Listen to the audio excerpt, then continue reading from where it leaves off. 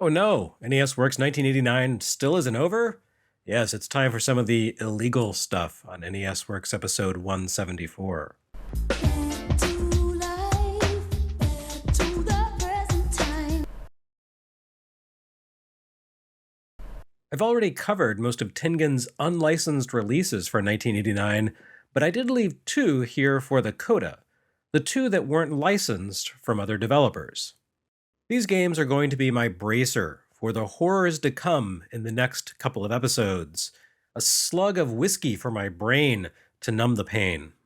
You'll recall that Tengen was the secret console publishing arm of Atari Games. I stress Atari Games, the company that Midway absorbed before being absorbed in turn by Warner, not Atari Corp., the console and computer manufacturers whose properties currently belong to Atari SA.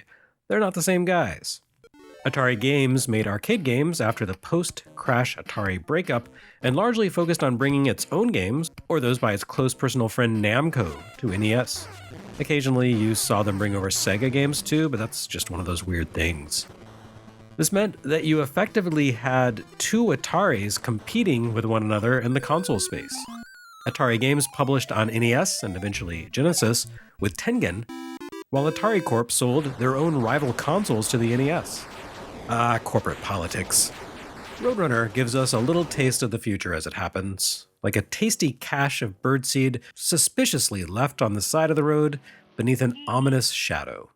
Roadrunner was, of course, a Warner Brothers cartoon, which in the 1980s generally aired on television bundled as a package with related properties like Bugs Bunny, Speedy Gonzales, and Sylvester and Tweety.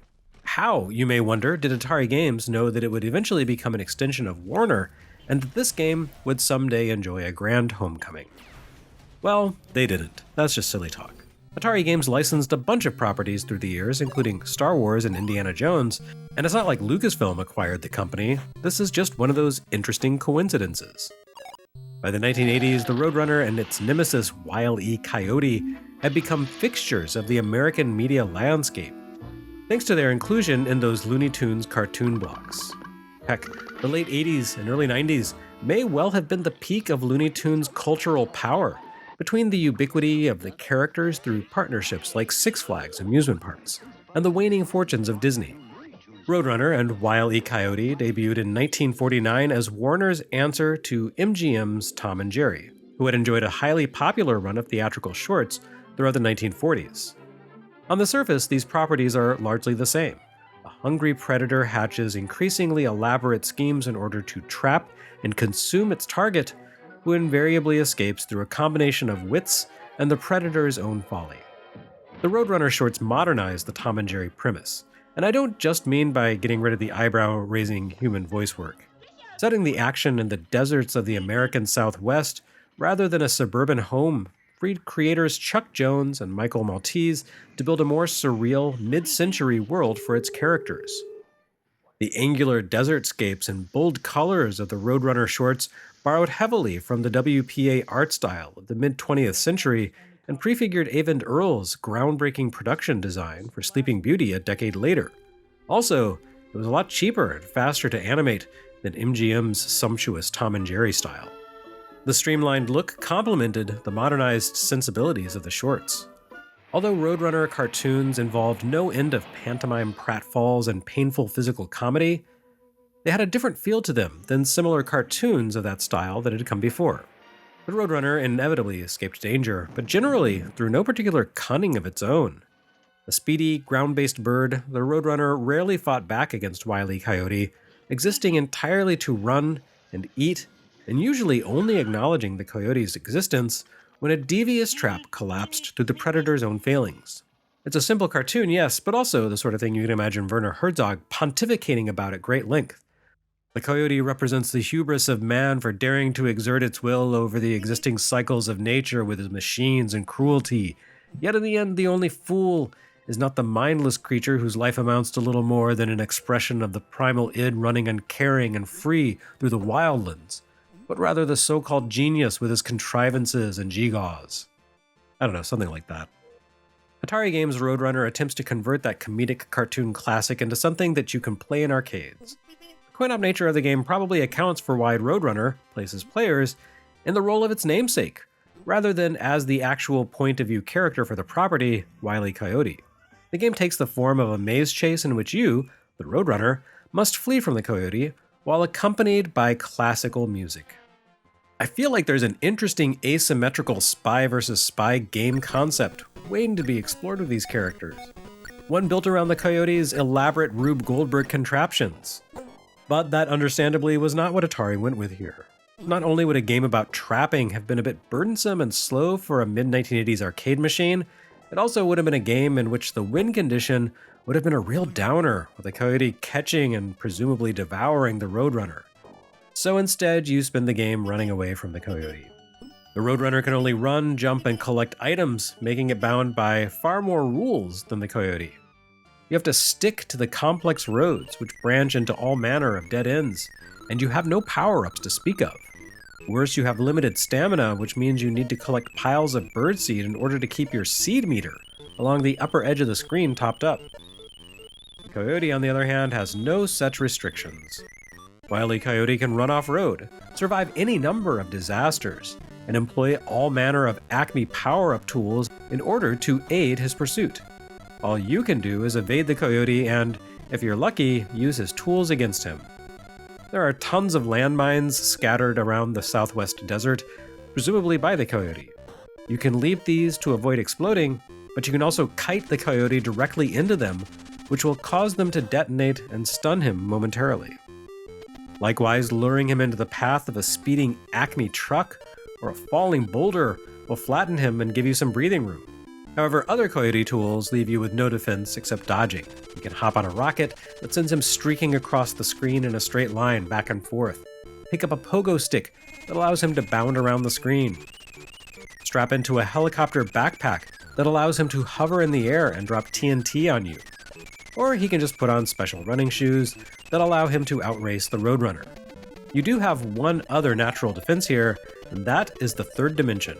Like classic top-down maze chases, Roadrunner transpires through a forced, three-dimensional view that allows you to maneuver around the coyote when he corners you, if you're quick. Atari games used forced perspective quite a bit in their early games. Think Marble Madness, Paperboy, and Indiana Jones and the Temple of Doom. If I had to guess, I'd say that 1985's Roadrunner owes some of its inspiration to 1984's Return of the Jedi, an isometric racing game and shooter, which in turn probably owes a little bit to Crystal Castles. Or maybe not. In any case, the NES port does a pretty good job of bringing Roadrunner's coin-op features to console. It doesn't look nearly as good as the arcade game, but the premise and gameplay carry over well. It controls okay too, albeit less fluidly than the arcade cabinet. The one major failing is its music, which was lively and well rendered in its primal coin-op form, and sounds downright ear-shattering here. It sounds rough enough that it brings down the entire package a bit. Still, there were quite a few Nintendo-licensed NES releases in 1989 that weren't half as good as Roadrunner. And don't even get me started on the unlicensed releases. And here we have the final title for NES in 1989 that one might consider good, or even playable. It's another Tengen adaptation of an Atari arcade hit from the late 1980s. It's Toobin. I would describe Toobin as a sort of companion to Paperboy. It's a semi-forced scrolling action game that isn't quite a shooter, despite its inclusion of projectiles, has a lighthearted theme, and attempts to engage contemporary youth culture. Also, at some point, you encounter the literal embodiment of death. Having fun was serious business for the arcade industry. Toobin works in reverse to Paperboy. Rather than riding up the screen on a bike, you ride down the screen along the length of a river inside an inner tube. I don't know if this was a deliberate inversion, but somehow the shift in direction makes perfect sense and doesn't feel awkward, as in so many games in which you have to run into the screen, like Crash Bandicoot. It helps that, while the screen scrolling has a ratchet effect that only advances in a single direction, you have a lot of freedom to move around within the screen as it does. This is less of a rigid forward march than Paperboy, and more like a watery playground and obstacle course. Paddle around the river, avoiding collisions with sharp pokey objects that would puncture your inner tube, and collecting various goodies while passing through goalposts. It's like an incredibly leisurely event of the canoeing event in Track and Field 2, but featuring dinosaurs, and deadly cans of new Coke. Which doesn't sound all that leisurely, but it is. Toobin walks, or floats, an unusual line between chill and stressful. As the screen scrolls downward, drawn by the water's flow, you guide your inner tube around the surface as you like. You can move freely in all directions, not just laterally, as in Paperboy, and the river has a fairly complex topography to allow you to make use of that freedom. There's a touch of inertia to your movement, as you're a bit slow to get started when you move in a new direction, and will continue to drift slightly along your original trajectory when you change angles of motion. It's just the right amount of lag, enough to create a sensation of weight and water resistance, but not enough to be annoying. The river is thick with hazards capable of bursting your inner tube, everything from sharp branches to soldiers with pistols to spearfishers. You can toss Coke cans at certain objects to clear them away or to convert them into collectibles, but not everything explodes or retreats from a mere soda can. Toobin does a great job of mixing up the nature of the different rivers you travel, giving each one a distinct physical character and populating it with unique hazards. The game is divided into cycles of stages, and the river types repeat as you advance through the cycles. They're always different. Toobin features roughly a dozen different stages in several types: basic rivers, swampy rivers, desert rivers, icy rivers, fortress rivers, and horror rivers. You begin on the basic type Colorado River before moving along to the swampy Okefenokee, and those types appear again in remixed variants. The fourth river is Jurassic, which is swampy like the Okefenokee, but features brontosauruses along the riverbank.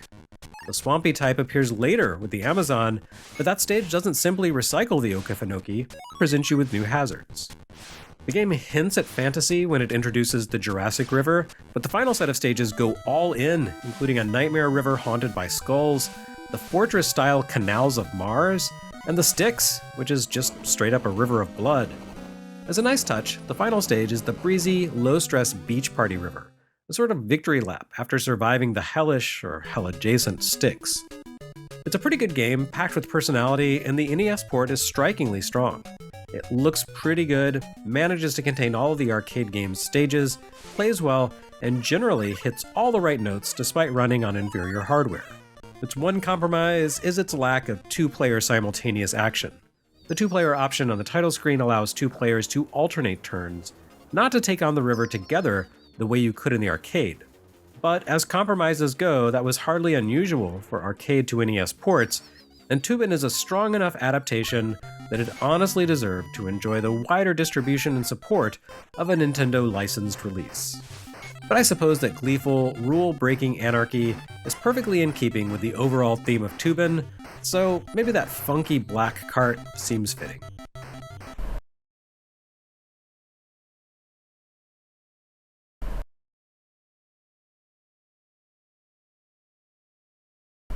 Next time on NES Works, Tengen's good times are over. Next, it's on to the real dank depths of the unlicensed NES library. Brace yourself.